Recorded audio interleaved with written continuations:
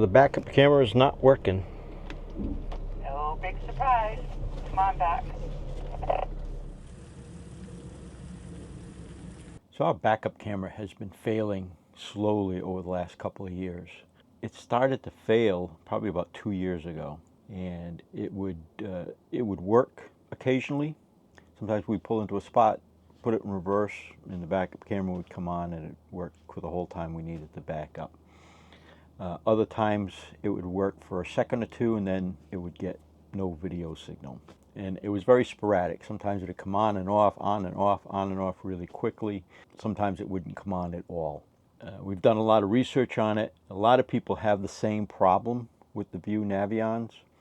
And most people have found that there's a loose connection behind the head unit. And I've taken that apart several times and found the connection and taped it off, but it made no difference whatsoever. I have found another connection right near the camera, but Winnebago buried that connection between the shelf in the storage compartment over the bed. There is a gap between the floor of the cabinet where there's other wiring for the lamps that are back there, and they put that connection in there. So I was able to remove the panel, and I found the connection and tightened that one up, and it made no difference whatsoever. So for the last 6 months or so, I've been saying, yeah, we're gonna have to replace this backup camera. Haloview reached out to me and asked if I would like to do a video on a new product that they're coming out with. It's a backup camera, and I said, you know, your timing is impeccable because I'm thinking about replacing my backup camera. So they sent me this BT7. It's a backup camera and a tire pressure management system, all in one device. So we're going to go ahead and try to install this in our 2019 Winnebago View, and we'll take you along for the ride. So let's go over the product itself and what it comes with. And it comes with this nice large screen. It is a 7-inch screen, and it comes with 2 antennas. It's 1080p. It's got USB-C connection here, so you can give it power with USB-C. It's got a spot for SIM card for recording videos. And it's got the mounting bracket on the back. It comes with 2 styles of mounting brackets. The first is a suction cup one, and it also comes with a VHB tape, so you can permanently mount this if you want to. It comes not with 1, but 2 signal boosters. Now, these signal boosters are for the tire pressure monitoring system. So if you have a fairly large RV or rig, you can install these signal boosters so that it increases the signal from the tire pressure monitors themselves. Comes with a cigarette lighter power supply. Comes with 2 antennas for the monitor. Comes with a USB-C power connector. It comes with the camera. The camera is high-resolution camera, 1080p, and it also has an antenna to boost the signal. It comes with various cables for connecting the monitor and the camera. This one's a pairing cable, so that you pair the camera with the monitor before you install it. By default, the camera comes paired with the monitor on port 4 of the device. It also comes with a gasket for mounting the camera. Looks plenty big for covering the hole that I have in the back of the RV. It comes with user manuals and various supplies, screws for attaching and making the connections. It comes with cleaning supplies for cleaning for where you're going to install the camera. It comes with batteries for the tire monitors. And that's it. So that's a complete kit.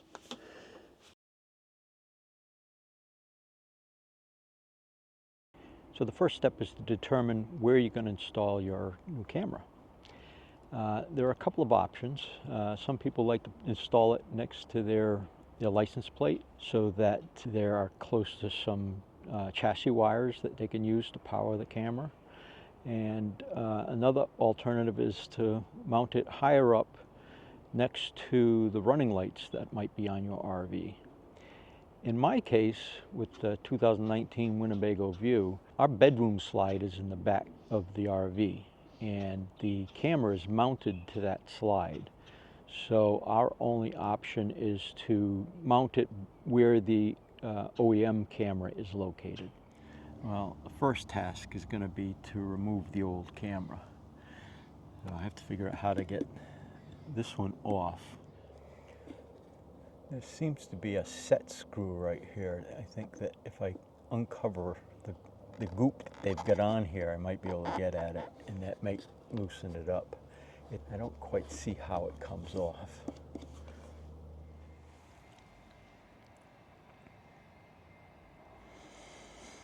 Yep, there's a screw there. So now I don't have enough room between here and here to put a screwdriver in there, so I'm going to have to figure out something else on how to get that screw out of there. So let me go see what I got for tools. And it turns out the screw is very loose. I'm able to turn it with this little tiny screwdriver.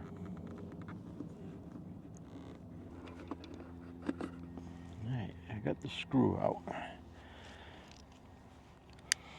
And now, try to get rid of the rest of this caulking off of here.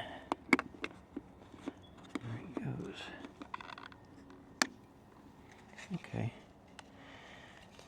I got the housing off, and now I can use a regular screwdriver. There doesn't seem to be much slack on the cable, so I'm going to have to go inside and see what I can see from the inside.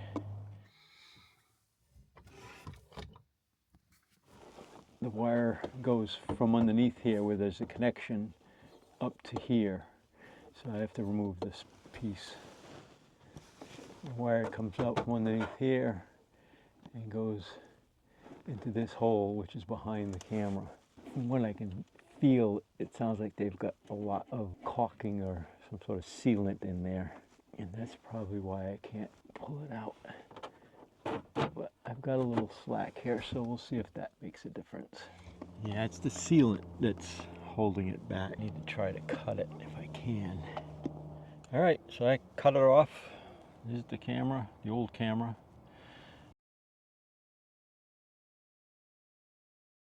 So I'm going to remove this old sealant just so that we've got a clean surface to work with.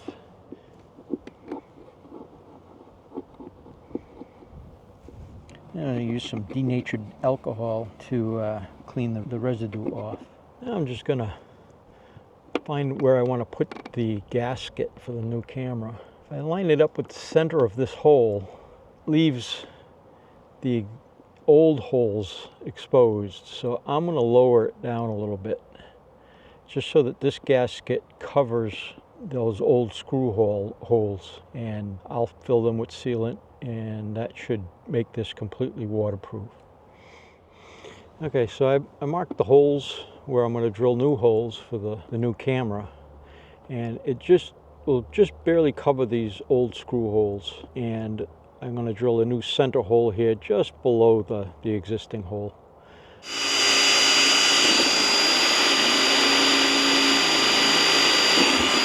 Now I'm going to pre-drill screw holes in these elongated screw positions. That way there I can adjust the camera so that it's level.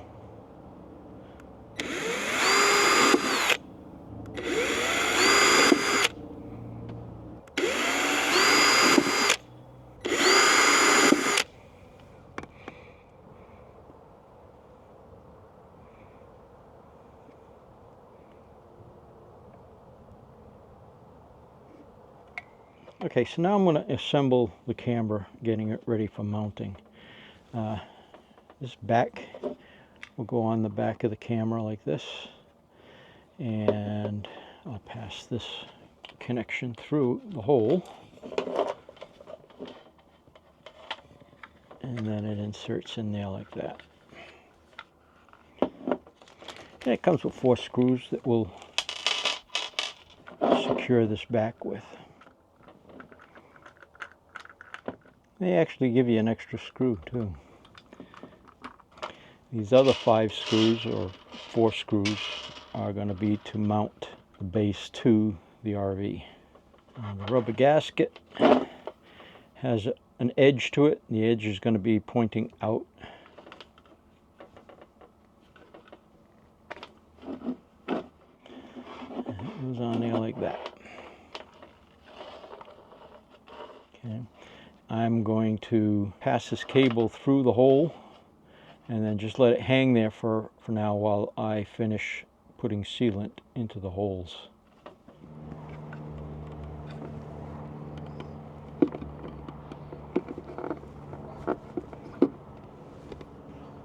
I'm going to put a bead of sealant around the hole.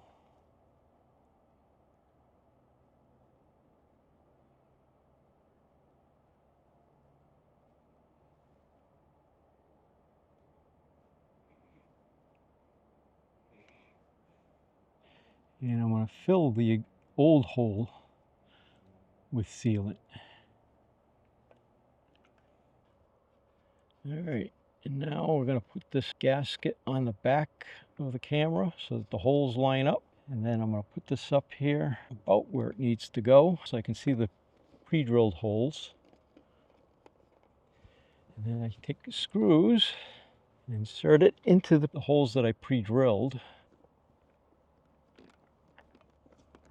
I like to use a manual screwdriver to do these kind of things because a powered screwdriver would tend to over torque this and potentially strip the screw hole. So doing a manual one, I can just feel when it's tight and I don't overdo it.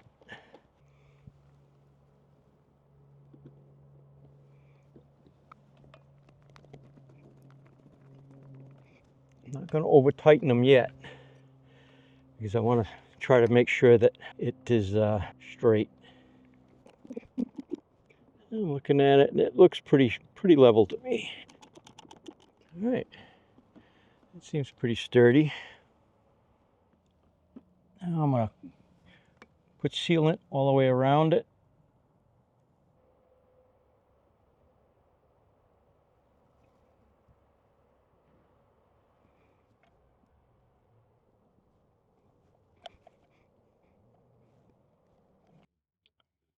Here we go, nice and sealed. All right, now we start to cut wires. I don't need all of the wire that's here, so I'm going to snip it here. Now, on my Winnebago View, yellow is positive and white is ground or negative. So I need to connect the wires now. For the camera wiring, you have 3 wires. You've got red, which is positive, black, which is negative, and ground, which is green. Now, if you're wiring it to the chassis wiring the way I am, you don't need the ground wire. So I'm just going to clip that off and tape it off.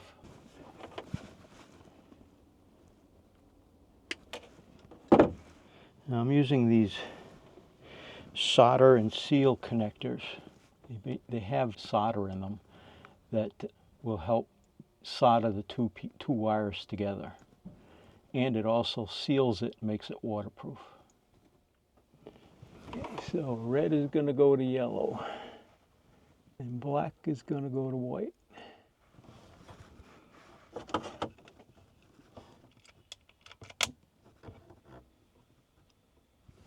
All right, now I'm going to make connection to the camera, and I'm going to start up the RV and turn on the monitor and see if we get a signal from the camera. Now I've got it temporarily plugged into a USB port here. That's by the table. Turn on the running lights. And there we go. it works. So this is where I'm going to place the signal booster.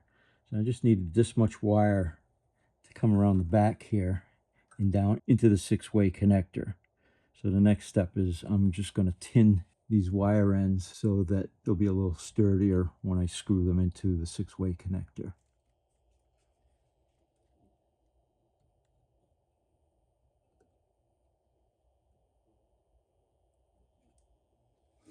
Okay, so I soldered the two neutral wires together so that they'll fit in here and hold pretty snugly.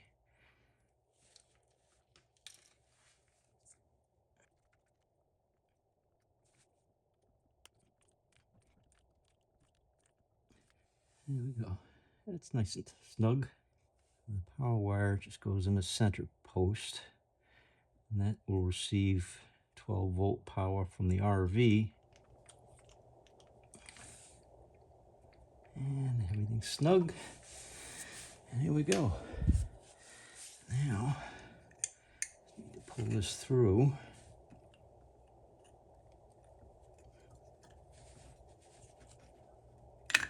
Like that.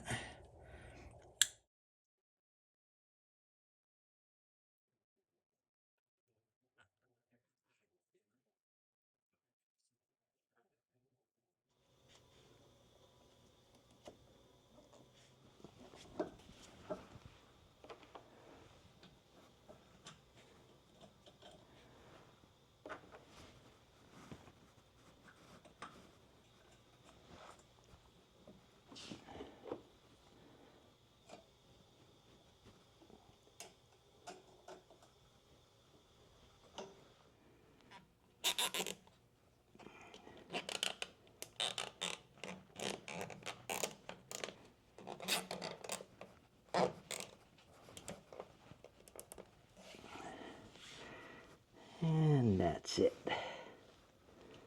Okay, so what I've done is I've temporarily wired up 12-volt connection to the negative and positive wire.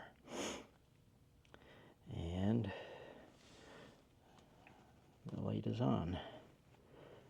So we got power to the signal booster. Now all I have to do is connect the TPMS sensors.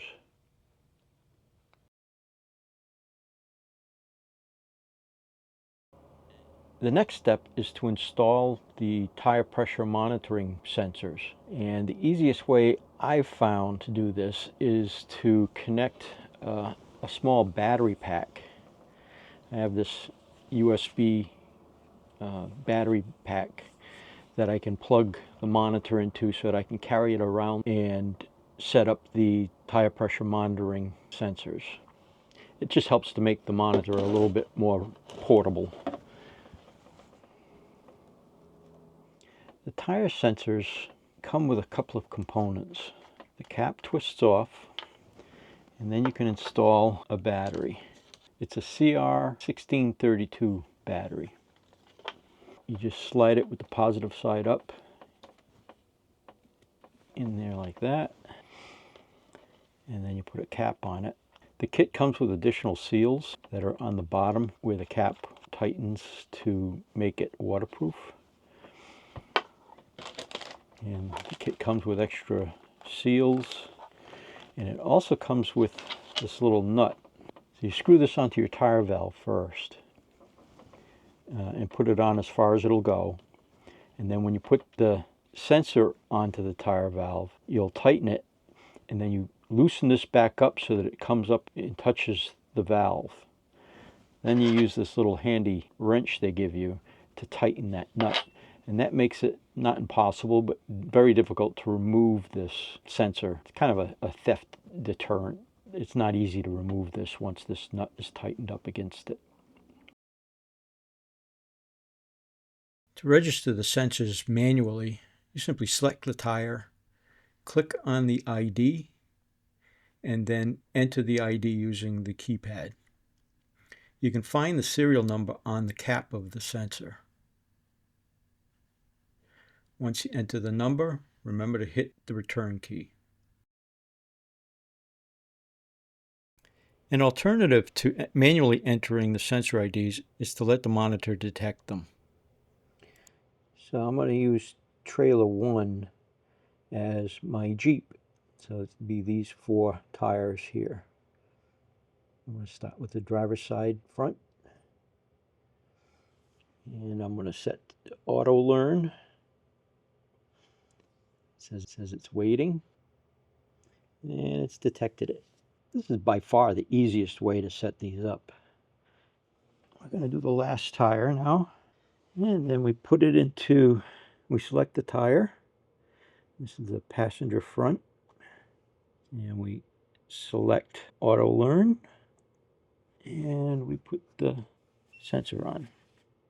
And it detects it almost immediately. Now I have to go through and adjust the tire settings. So the maximum tire pressure for my Bridgestone tires is recommended to be 40 psi. So I'm going to set this value to 39. And then press enter. And that should make the warning go away. And I'm going to do the same thing for the other axle.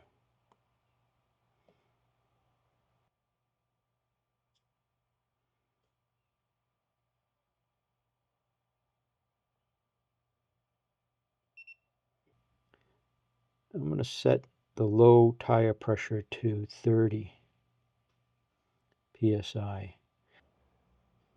The tire sensors are all set up.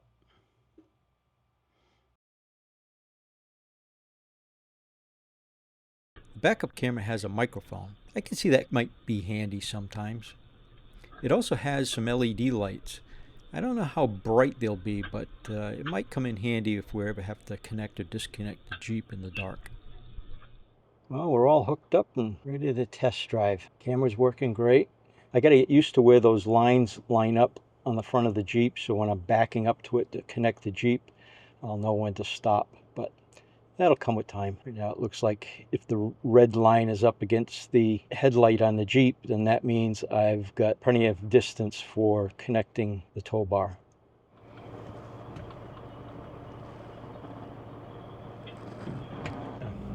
And the TPMS is working. It's monitoring the tires on the Jeep.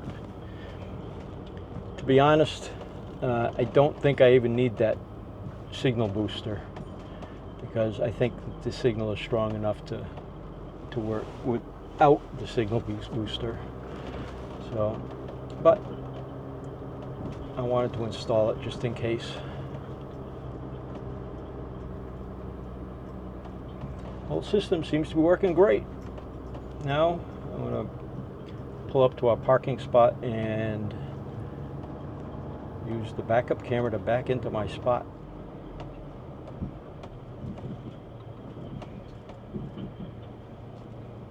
If you have any questions about the Haloview BT7, please leave it in the comments below so that other viewers can benefit from the answers.